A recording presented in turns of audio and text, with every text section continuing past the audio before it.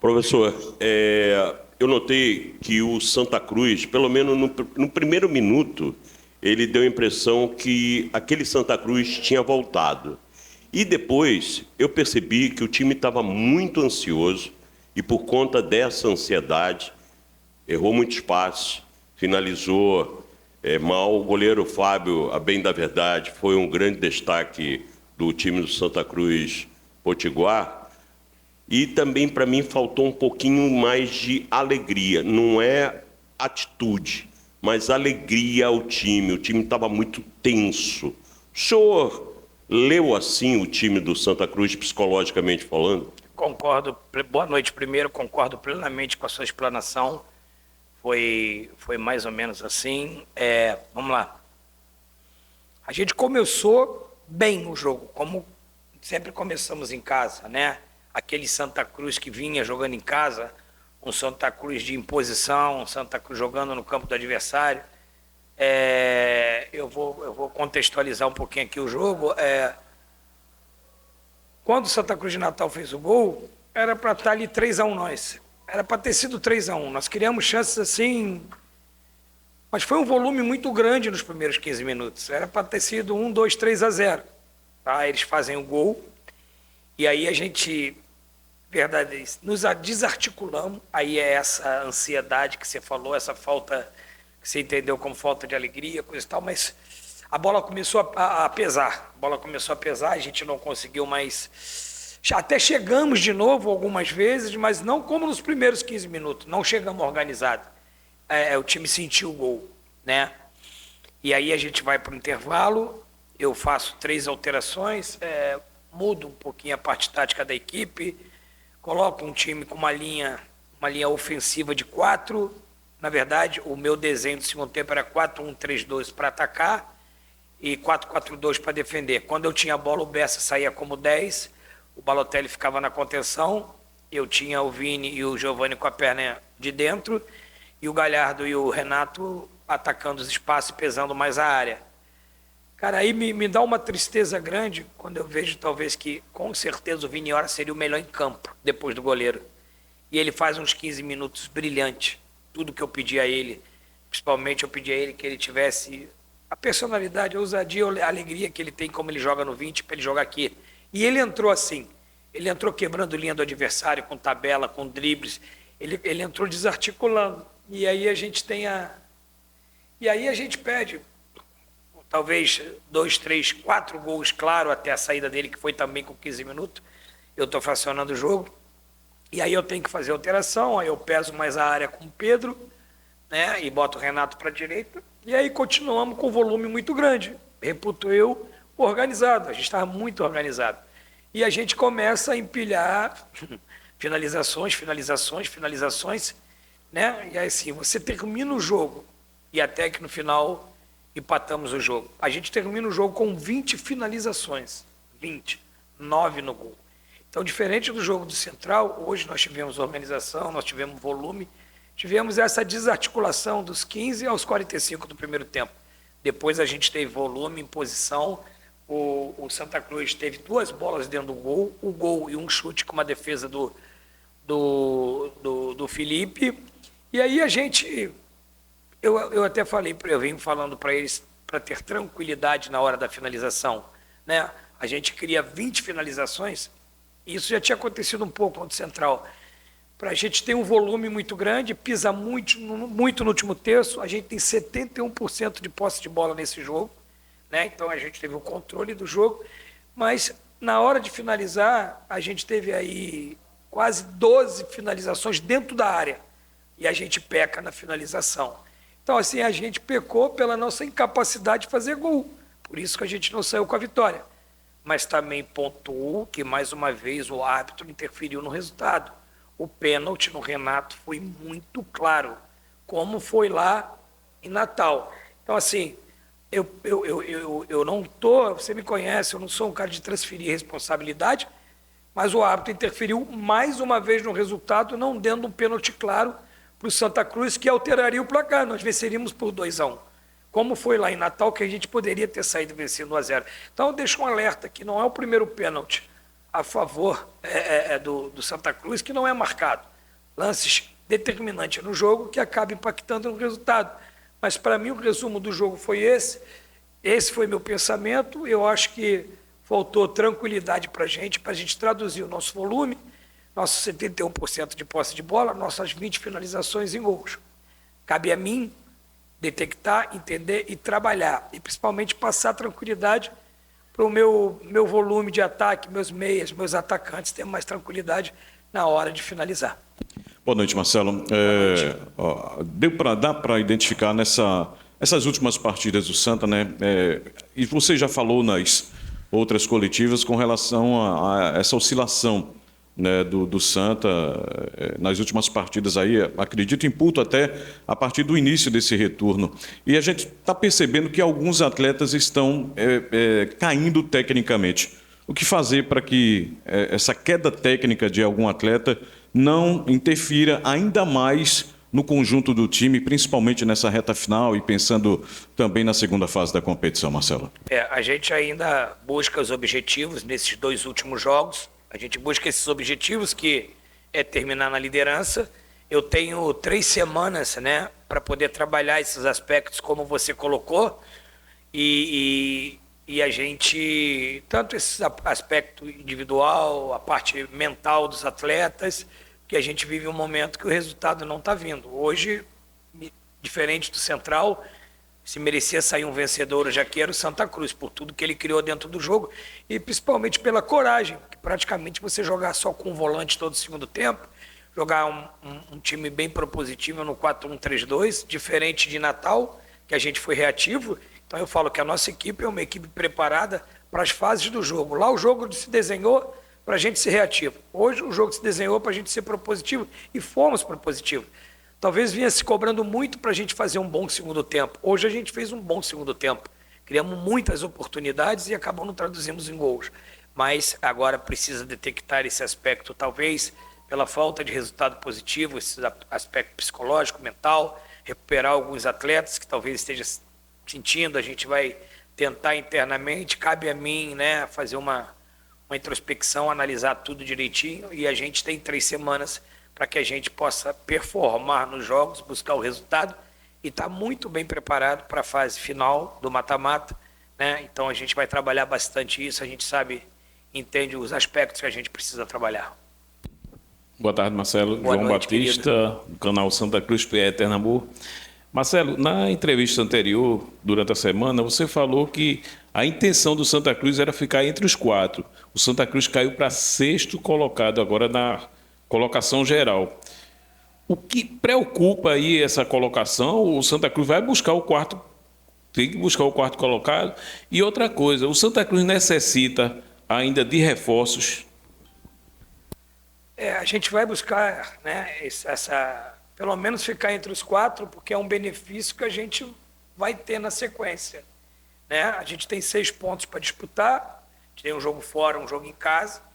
Talvez a gente ganhando esses 6 pontos, a gente consiga pelo menos ficar entre os 4 e buscar finalizar na liderança da competição. Então, assim, está em aberto. A gente tem, né, algumas partidas que a gente não vence. Eu ficaria, assim, muito, mas muito preocupado se meu time não produzisse hoje. Faltou o acabamento, faltou o gol, faltou finalizar, ter mais tranquilidade para finalizar. Mas a gente foi tomamos um gol de bola parada, porque é a tônica dos adversários que vem aqui, jogar em transição, bola parada, uma bola parada que a gente trabalhou bastante, sabíamos que essa bola parada ali é fechada, e a gente vai trabalhar bastante, né? A questão a segunda pergunta, dos reforços, eu digo que o Santa Cruz está sempre atento ao mercado. Se houver uma boa oportunidade de mercado, a gente vai buscar. Nós estamos buscando, né, algumas alternativas ainda. Sim, a gente sempre... Você falou uma palavra muito importante, reforço. Se a gente entender que um jogador vem reforçar o setor X, a diretoria está à disposição. Nós estamos atentos ao mercado, a diretoria, buscando, a gente está buscando talvez alguma alternativa para que a gente possa chegar fortalecido na questão do mata-mata. Algumas algumas investidas que a gente deu, por exemplo, a gente tinha um jogador praticamente fechado, jogador ainda de muito potencial, só que ele jogou 2 competições nacionais. O jogador tinha dado sim, o jogador aceitou, o jogador que tem uma relevância, jogando a Série B, só que acabou que patinamos nos 2 jogos. Tivemos um outro atleta que estava muito perto também, aí uma questão, o jogador aceitou, mas uma questão de ordem familiar que nós entendemos, que acho que era o problema dele chegar agora, ele só poderia chegar lá na frente, também não conseguimos. Então, assim, a diretoria está trabalhando, tá? E se houver oportunidade, nós vamos trazer sim. Marcelo, boa noite. Boa noite. Acho que esse jogo de hoje, nessa fase de oscilação do Santa, foi o que a torcida mais cobrou, né? Mais teve vaia, teve protestos até. Não estou nem falando fora de campo, não. Estou falando em relação dentro de campo mesmo. Você falou há pouco aí sobre a questão psicológica dos jogadores. Você acha que esses protestos, essa cobrança mais forte até, pode influenciar de alguma maneira? E eu aproveito para te perguntar também como você recebe essas cobranças da torcida. Eu olho muito com uma outro tipo de lente, né? Eu acho que esse tipo de cobrança, eu acho que nos amadurece, né? Aquele jogador que não conviveu ainda com uma reivindicação, uma vaia, coisa e tal, se ele ainda não viveu, ele vai viver aqui no Santa Cruz, pelo tamanho, pela exigência da torcida. Então, assim, eu sempre procuro olhar tudo com uma lente positiva, né? A gente não quer, a gente não trabalha, a gente não treina para empatar em casa, a gente não trabalha, não treina para ser vaiado. Mas é um direito do nosso torcedor, né? Ele paga o ingresso, ele tem o direito de contestar, de vaiar, como quando a gente vence, ele aplaude, entendeu? De pé. Então, assim, basta a gente ser amadurecido o suficiente, ter resiliência para poder viver com esse momento. Eu acho que quem vem trabalhar no clube do tamanho do Santa Cruz, o tamanho da sua torcida, tem que estar preparado para conviver só com isso também. Então, assim, da minha parte, super tranquilo, eu respeito o nosso torcedor, respeito a reivindicação do nosso torcedor. A gente não está entregando o resultado, né? Então ele tem esse direito, talvez entregamos hoje um volume, performance, mas não entregamos o resultado. Para mim, não vencer 2 jogos em casa, cara, eu fico muito consternado, eu fico muito chateado, eu vou para casa aqui pistola, irmão, entendeu? Se alguém me convidar agora para jantar, eu vou para casa, eu vou respeitar minha torcida, eu vou refletir sobre o resultado e amanhã eu já vou sair em campo para poder trabalhar para a gente vencer no próximo jogo. Então, eu estou muito bem preparado para lidar com isso. E nosso grupo é um grupo maduro, apesar de ter alguns jogadores jovens, alguns já jogaram aqui no Santa Cruz, voltaram agora, outros passaram por grandes clubes no futebol brasileiro, e a gente vai se fechando, a gente vai se unindo, e a gente vai buscar soluções para esse momento que a gente está vivendo. O senhor falou de a gente vai se fechando, a gente vai se unindo. E eu observei hoje, primeiro que no intervalo, o banco de reservas foi receber os titulares para saírem todos juntos. E da mesma forma no final do jogo. Me parece que o time é bastante unido e na saída o companheiro foi fazer uma pergunta aos jogadores e os jogadores não quiseram falar. É aquela outra velha história. É melhor agora trabalhar do que falar e pode acontecer alguma besteira. O grupo está sentido com que, apesar de ser líder ainda do grupo A3, o grupo está sentido com porque a bola não está entrando. Sim.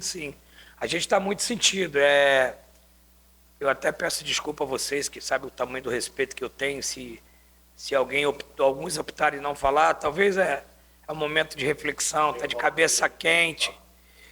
Não, eu peço até desculpa, porque assim, e também entendo o lado de quem não quis falar, porque às vezes é melhor você baixar a adrenalina, respirar e falar. A gente tem uma relação muito boa com vocês da imprensa, e às vezes até é uma decisão assertiva ali de não falar naquele momento, que você não entrega o resultado em casa, você acaba saindo diante ali. Então, assim, para a gente poder continuar, mas não é um pedido de desculpa porque errou, é porque não houve a fala. Então, tamanho do respeito que eu tenho e todos eles têm por vocês.